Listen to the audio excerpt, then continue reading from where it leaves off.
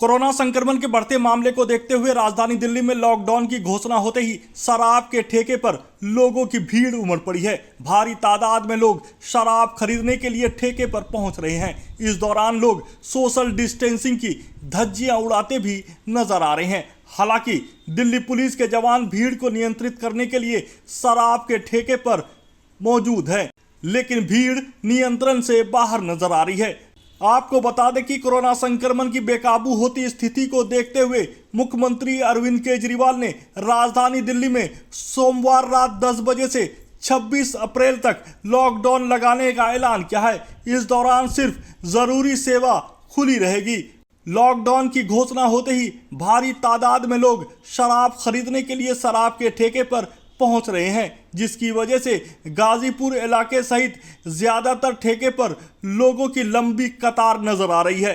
नहीं स्टॉक, अब हम सिर्फ एक हफ्ते का ही सामान लेने आए हैं। अपने लिए बस थोड़े बहुत ही पीते हैं, वही एक दो बोतल लेने आए हैं।